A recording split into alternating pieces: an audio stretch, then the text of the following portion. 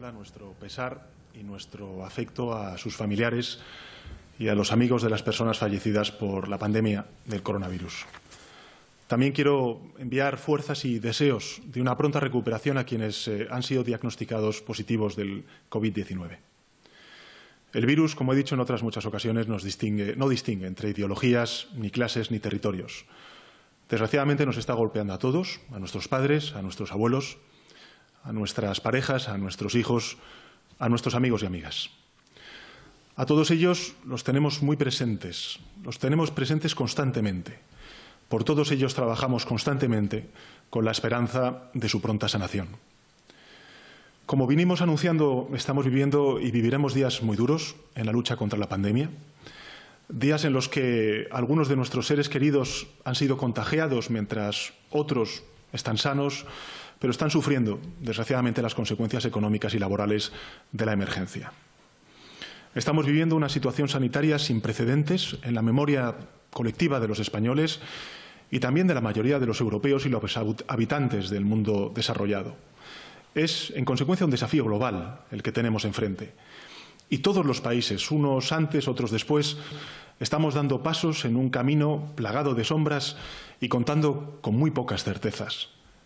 Son momentos excepcionales, que requieren medidas excepcionales, como lo fue el pasado sábado el decreto, por primera vez en la historia de nuestra democracia, del estado de alarma.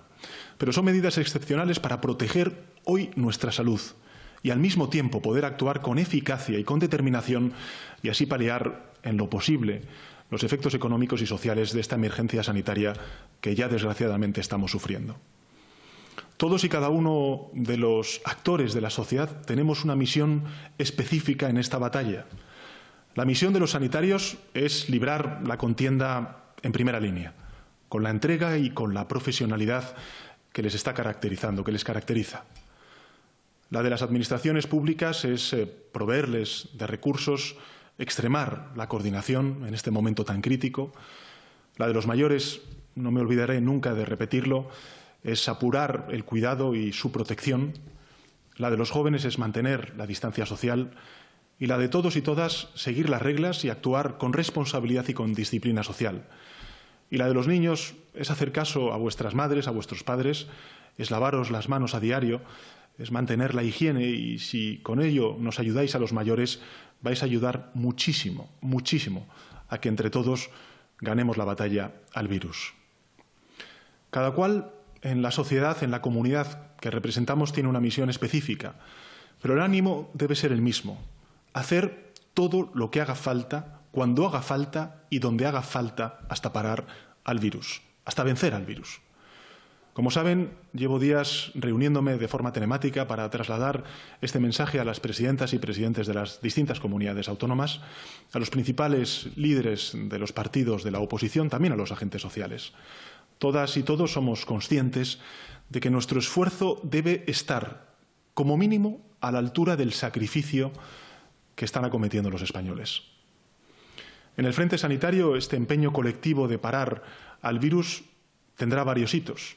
El primer logro será, como dije en una de mis comparecencias, doblegar la curva, es decir, superar el pico de propagación de la enfermedad. Quedan aún días para alcanzar ese momento, pero cuanto antes lleguemos a ese punto, más nos estaremos acercando a la meta final. El segundo hito será cuando el saldo de altas médicas sea superior al de nuevos infectados. Van a transcurrir semanas entre el primero y el segundo momento, pero también lo vamos a alcanzar, no me cabe duda.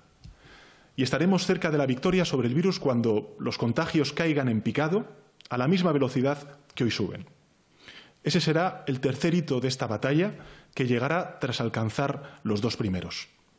Y la victoria será total, cuando dispongamos de una vacuna que permita evitar y eliminar la infección.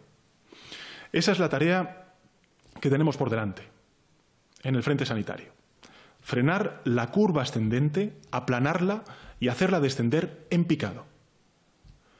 Pero evidentemente los efectos de la emergencia se dejan sentir también en el ámbito social y en el ámbito económico. La alarma y las medidas de lucha contra la pandemia están afectando a España y también al conjunto de países europeos y la economía global, a todos, en definitiva, los sistemas de producción, de distribución, a las pequeñas y medianas empresas, a los autónomos, a las familias, a las finanzas, al consumo. Por esa razón, debemos combatir simultáneamente en el frente sanitario, pero también en el frente económico y social. Debemos parar al virus y vencerlo. Y debemos proteger nuestro empleo, nuestras empresas, nuestras familias, con un escudo económico y social que solo pueden forjar los poderes públicos. Es decir, que nadie quede atrás. En este frente también debemos frenar una curva, en este caso descendente, desgraciadamente, como consecuencia del impacto económico que tienen estas medidas en el empleo y también en la producción. Esto es lo que está haciendo el Gobierno de España. Hoy aprobar un Real Decreto Ley muy importante, probablemente el mayor que se haya aprobado a lo largo de la historia de nuestra democracia, para crear ese frente y ese escudo social y económico en nuestro país. Quiero agradecer en ese sentido toda la colaboración que nos han prestado durante estos últimos días los sindicatos, los empresarios y también los líderes políticos de otras formaciones y, sin duda alguna, también los presidentes y presidentas autonómicos. Quiero dar, en consecuencia, las gracias a ellos, a los agentes sociales, a la patronal, a los sindicatos. También tenemos que hacer frente a todos estos problemas con la determinación que necesita nuestro país. Y los efectos de la emergencia se dejan sentir también, como he dicho antes, en el ámbito económico y también en el ámbito social. La alarma y las medidas de lucha contra la pandemia están afectando en España, como decía antes, y en el conjunto de países de nuestro entorno, en la producción, en la distribución, en las empresas, en las familias, en las finanzas y en el consumo. Y por esa razón, como decía, teníamos que combatir y tenemos que combatir simultáneamente el frente sanitario y el frente económico. Debemos parar el virus, vencerlo, y debemos proteger nuestro empleo, nuestras empresas, nuestras familias, con un escudo, como decía antes, económico y social que solamente podemos forjar los poderes públicos. En ese sentido, como decía antes, y me parece muy importante, tenemos que frenar esa curva, en este caso descendente, del empleo y la producción. También debemos actuar unidos, administraciones, trabajadores y empresarios. Y también debemos actuar con resolución. Y necesitamos la colaboración de todos los actores económicos. Agradezco su cooperación, la cooperación de las comunidades autónomas, por las propuestas que nos han hecho llegar, algunas de las cuales hemos incluido en este Real Decreto Ley que ha aprobado el Consejo de Ministros celebrado en el día de hoy. Y también quiero dar las gracias, como decía antes, a los agentes sociales, a la patronal, a los sindicatos, que desde su profundo conocimiento del tejido productivo y también del mercado de trabajo nos han hecho llegar propuestas muy valiosas, que hemos incorporado al paquete de medidas que hoy les voy a anunciar. El primer hito en el frente económico será frenar la caída de la producción y el empleo. El segundo hito será doblegar esa curva de caída. Y la meta será iniciar la recuperación en cuanto la emergencia sanitaria quede atrás, relanzando nuestra economía, es decir, nuestra producción, nuestro dinamismo empresarial y nuestro empleo. Y para que la salida de la emergencia económica, en la que desgraciadamente estamos inmersos, sea una V y no una L, para que la caída venga seguida de una recuperación y no de un estancamiento. Y para ello tenemos que ser contundentes. Y por ello hemos decidido reforzar las iniciativas ya anunciadas e implementadas en el primer plan de choque económico aprobado por parte del Consejo de Ministros la semana pasada, con la mayor movilización, como decía antes, económica y social de recursos de nuestra historia democrática, que se va a traducir fundamentalmente en las medidas que procedo a explicar. Dijimos que haríamos lo que hiciera falta, cuando hiciera falta y donde hiciera falta. Las empresas y el conjunto de nuestro tejido productivo deben sentirse protegidas y por eso les anuncio que vamos a movilizar hasta 200.000 millones de euros, repito la cifra, 200.000 millones de euros, cerca de un 20% de nuestra capacidad de producción de riqueza anual, de nuestro PIB. 117.000 millones de euros serán íntegramente públicos 117 millones de euros serán íntegramente públicos y el restante se complementará con la movilización de recursos privados. Insisto, la mayor movilización de recursos económicos de la historia reciente de España, de nuestra democracia. Y en un corto espacio de tiempo, muy corto espacio de tiempo. Se trata de un esfuerzo enorme, decidido, que responde a la magnitud del desafío social y económico al que nos estamos enfrentando y también responde al compromiso del Gobierno de España con todos y cada uno de los ciudadanos. No vamos a escatimar ningún esfuerzo, ninguno. Nadie se va a quedar atrás. No vamos a dejar a nadie atrás, especialmente a los que ahora van a necesitar mucha más protección. A ellos, a los más vulnerables, a los mayores, a las familias con menos recursos, a los autónomos, a los pequeños empresarios, a los trabajadores, en definitiva, que dependen de su nómina, a todos ellos les vamos a proteger mientras dure esta crisis. Todos somos uno en esta lucha y para ello les adelanto que una vez fijado este marco de gran inyección económica, hemos aprobado medidas en las 4 grandes áreas prioritarias de las que les venimos hablando. En primer lugar, medidas para apoyar a las familias en situación más vulnerable o que puedan haber devenido en situación vulnerable como consecuencia del impacto económico y social que están teniendo estas medidas. Medidas para apoyar a todos los trabajadores, insisto, a todos los trabajadores.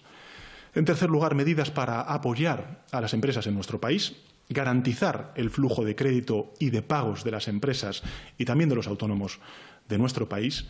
Y, finalmente, medidas para apoyar la investigación científica y médica en la búsqueda de esa vacuna contra el COVID-19 en la que también está inmersa el mundo y, sin duda alguna, tampoco España puede permanecer al margen. En primer lugar, les anuncio que destinaremos 600 millones de euros a la financiación de prestaciones básicas de los correspondientes servicios sociales de las comunidades autónomas y de los entes locales, con especial atención a la asistencia sanitaria de las personas mayores, de las personas dependientes, que son colectivos desgraciadamente vulnerables por esta pandemia. Vamos a garantizar que la protección alcance la mayor cobertura posible, en especial a las personas, insisto, vulnerables. Y además ampliamos la protección a los suministros de energía y de agua, garantizando los servicios públicos esenciales. Y además, como novedad, también garantizaremos los servicios de telecomunicaciones. Todo para las familias, desgraciadamente, más vulnerables como consecuencia de esta crisis. También garantizaremos el derecho de la vivienda de las personas con más dificultades.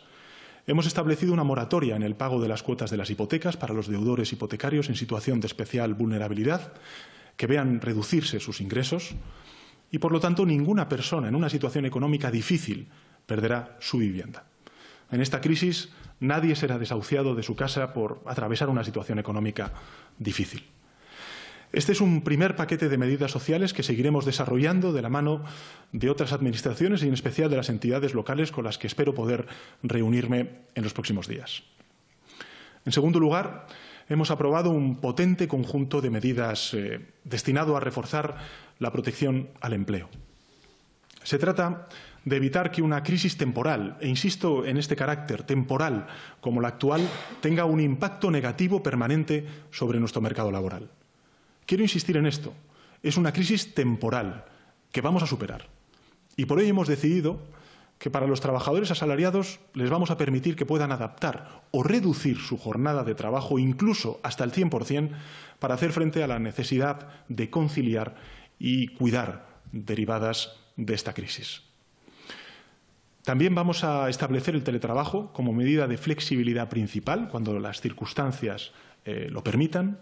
Y, asimismo, vamos a promover los ajustes temporales de plantilla a través de la flexibilización de los expedientes temporales de regulación de empleo, los conocidos como ERTEs, que van a beneficiar a todos los trabajadores. Insisto, a todos los trabajadores.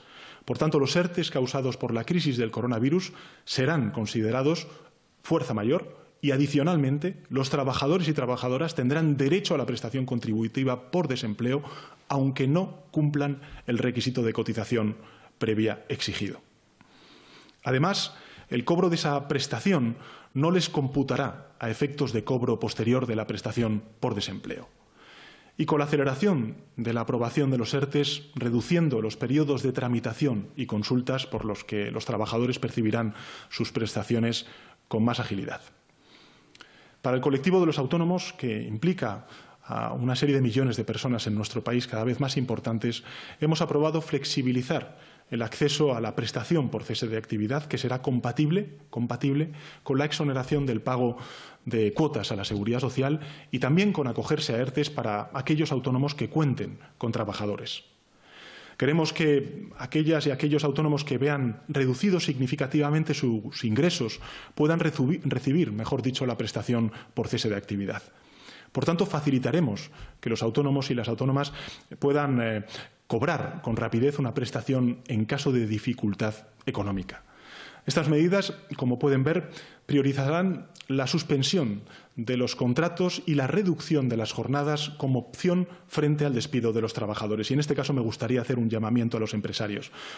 Tomemos en cuenta estas medidas y no se despidan a los trabajadores, porque esta es una crisis coyuntural, temporal. Entendemos el esfuerzo que se puede hacer, pero creemos que es necesario. Queremos que se mantenga el empleo, que las empresas sepan que el Gobierno les ayudará a superar esta crisis temporal, pero que seguirán necesitando a sus trabajadores y trabajadoras cuando superemos esta emergencia y la actividad económica vuelva a recuperar la normalidad. El Gobierno va a estar del lado no solo de los trabajadores y trabajadoras afectados, sino también de las empresas que no despidan. Por ello, en caso de ERTEs, se exonerará al empresario o a la empresaria de la aportación empresarial de las cuotas a la Seguridad Social. Esta medida permitirá aliviar las largas, o mejor dicho, cargas financieras de las empresas y recuperar el empleo cuanto antes. El tercer conjunto de medidas está destinado a enviar a nuestras empresas y también a los mercados un mensaje contundente, rotundo. El Estado español va a proporcionar a nuestro tejido empresarial toda la liquidez que necesite, toda, para mantenerse operativo. No vamos a permitir que los problemas temporales de liquidez puedan convertirse en problemas de solvencia. Las empresas solventes necesitan liquidez y vamos a garantizársela durante esta crisis para que se mantenga el empleo y también la actividad económica. Por ello, hemos aprobado la creación de una línea de avales de garantías públicas por un valor de hasta 100.000 millones de euros. 100.000 millones de euros, lo que permitirá movilizar entre 150.000 y 200.000 millones de euros en nuestro sistema económico si también incorporamos al sector privado. El Estado será el garante de las operaciones. Además, hemos aprobado en el Real Decreto Ley líneas de avales adicionales de 2.000 millones de euros para las empresas exportadoras con mecanismos ágiles y favoreciendo especialmente a las pequeñas y medianas empresas. Y también continuamos con medidas para facilitar la reestructuración de créditos a explotaciones agrarias afectadas por la sequía. Vamos, por otro lado, a acelerar la puesta en marcha de varios programas de apoyo a la digitalización y a la I+D de las pequeñas y medianas empresas para facilitar la implantación del teletrabajo. Para cerrar este apartado de apoyo a nuestro sistema productivo, a nuestro sistema empresarial, también quiero anunciarles que hemos reformado la normativa sobre inversiones exteriores para impedir que empresas de países de fuera de la Unión Europea puedan hacerse con el control de entidades españolas en sectores estratégicos, aprovechando la caída coyuntural del valor de sus acciones en esta situación de crisis económica y de extrema volatilidad de los mercados financieros en la que vivimos. En cuarto y último lugar, pero en modo alguno menos trascendente, queremos subrayar nuestro compromiso con el refuerzo de algo fundamental, y es la investigación científica. La investigación científica para el desarrollo de una vacuna y de una cura definitiva para el COVID-19. Vamos a dedicar en este sentido una importante cantidad de recursos, 30 millones de euros, a esta investigación, y este dinero va a ir dedicado a dotar al Consejo Superior de Investigaciones Científicas y al Instituto de Salud Carlos III de los recursos precisos para hacer frente a esta emergencia sanitaria. Hasta aquí las medidas adoptadas por el Gobierno, que suponen una movilización colosal de recursos propios, de recursos públicos, de los recursos de todos los españoles. Pero por sí solas no pueden bastar. Necesitan un apoyo suplementario que debe venir de la sociedad civil. Para preservar nuestro tejido empresarial y nuestro empleo, es indispensable que las grandes empresas, que las pequeñas empresas, que los autónomos, que la economía social, que los empleados asumamos una idea, y es que esta crisis es temporal y que debe tratarse como temporal. Todos debemos facilitar a los demás la adaptación a este periodo difícil. Los arrendadores cara a los arrendatarios, los proveedores de bienes y servicios cara a los receptores, los empleadores cara a los empleados, los acreedores cara a los deudores. Todos debemos ser conscientes de que podemos ocupar una u otra posición en cada momento, en cada caso, y debemos ser comprensivos con los demás porque así saldremos todos más rápidos y sin duda alguna más fuertes. El Estado encarna una parte de la fuerza de la comunidad que representa nuestro país, pero la comunidad tiene también otras fuerzas que deben movilizarse, que ya se están movilizando. También en este frente económico se precisa el esfuerzo de todos y de todas, unidos. Les he venido trasladando que en la crisis sanitaria del coronavirus es dinámica y que por ello tenemos que ir adaptándonos cada día a las circunstancias que vamos observando. Lo está haciendo el mundo, lo está haciendo Europa, lo está haciendo España. En consecuencia, les informo que hemos adaptado el Real Decreto de declaración del estado de alarma aprobado el pasado sábado en Consejo de Ministros en los siguientes puntos. En primer lugar, se limita la libertad de circulación de las personas no solo a las vías de uso públicos, sino también a otros espacios de uso público, como por ejemplo las playas. En segundo lugar, las actividades permitidas deben realizarse de manera individual, salvo que, como ya se contemplaba en el Real Decreto, se acompañe a personas con discapacidad, a menores, a personas mayores o exista otra causa debidamente justificada. Se permite que abran al público los siguientes establecimientos sanitarios y centros o clínicas veterinarias. La actividad de peluquería se limitará a los servicios a domicilio y dentro de las actividades permitidas, la autoridad competente podrá suspender cualquiera de ellas que pueda suponer un riesgo de contagio por las condiciones específicas en las que se esté desarrollando. Y, por último, se habilita al Ministerio de Sanidad para modificar, para ampliar o para restringir las actividades permitidas, de manera que pueda responderse con rapidez y eficacia a situaciones no previstas en el propio decreto. Como ven, nos adentramos en una fase que yo diría es trascendental en la batalla contra el virus. Son días muy duros, en los que nos puede asaltar la preocupación, pues también la confusión o la incertidumbre ante el hoy y ante el mañana. Y lo entiendo, porque es humano reaccionar así ante una crisis sanitaria, económica y social de dimensiones desconocidas. Todos los países del mundo se están viendo sometidos a esta durísima prueba. Es una situación que la propia Organización Mundial de la Salud reconoce que carece de precedentes. Nadie, lo manifesté hace muy pocos días, posee un manual de instrucciones infalible para dar con las respuestas a cada nueva situación que va surgiendo. Contamos, eso sí, con el saber de los expertos internacionales, con el saber y el conocimiento de los expertos nacionales y autonómicos, a los cuales también quiero reconocer su importante labor, que nos orienta, y también contamos con nuestra determinación, con nuestra audacia y con nuestra resistencia. Contamos con el conocimiento de toda la comunidad científica y también de la comunidad sanitaria.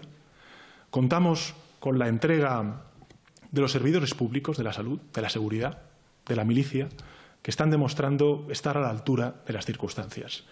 Contamos con la voluntad de la mayoría de los ciudadanos y ciudadanas de vencer esta batalla y de actuar para eso con responsabilidad y, como he venido insistiendo durante estos últimos días, con disciplina social. Como no existen certezas absolutas, como no hay un manual infalible, caben errores. Todos los países los han cometido y al concluir esta batalla los examinaremos y aprenderemos de ellos. Quienes creen saber todo sobre esta emergencia no podrán aprender nada de esta emergencia. Debemos actuar así. Debemos actuar, y así estamos tratando de hacerlo todas las administraciones, y quiero dejarlo claro, todas las administraciones, en base al criterio de los expertos y científicos y en base a la buena fe. Tiempo habrá para evaluar con cabeza fría y con visión de conjunto esta emergencia y sacar las lecciones para que no vuelva a ocurrir. Esto nos deja ya una primera lección indiscutible que estamos viendo en muchos balcones a las 8 de la tarde cuando salimos a aplaudir a nuestros servidores públicos, y es que tenemos que reforzar nuestro sistema nacional de salud y, en conjunto, el estado del bienestar, la seguridad humana.